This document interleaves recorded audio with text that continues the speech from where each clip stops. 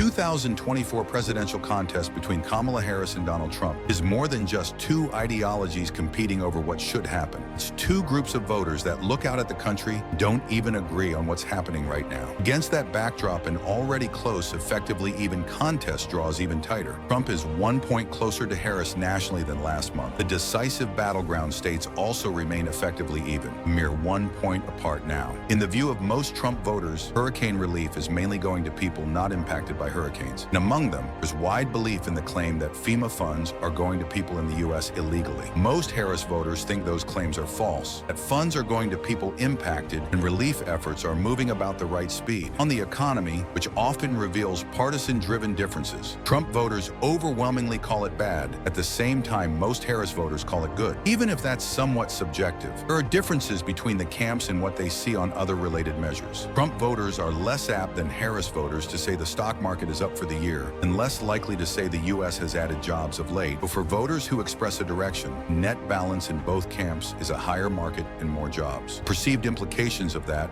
are apparently different, however. Harris voters are also less likely to think prices are increasing. On the U.S.-Mexico border, Harris's voters are more inclined to think the number of migrant crossings is decreasing, but Trump's voters are relatively more apt to say crossings are increasing today, and that the Biden administration has in fact tried to increase, not reduce them. Illegal crossings at the southern border in September reached their lowest levels since the beginning of the Biden administration. When we follow up with voters who think President Biden tried to increase crossings and ask why, the top answer picked by Trump voters is that they suspect there are efforts to get migrants to vote illegally in U.S. elections. There are big differences evaluating some cultural or social shifts, which may help partly explain the gender gap, however large it ends up being. Most Trump voters see efforts to promote gender equality in the U.S. going too far. Men backing Trump especially think so, while Harris voters think those efforts aren't going far enough, especially the women backing her. For a quarter of women backing Harris, the fact that she is a woman is a part of their decision-making. For 10% of men backing Trump, the fact that Harris is a woman is a factor in theirs. As voting begins in many states, voters generally trust their state's election system, but Trump's voters are much more skeptical. Only a quarter of voters think there will be widespread fraud. Harris voters don't think so,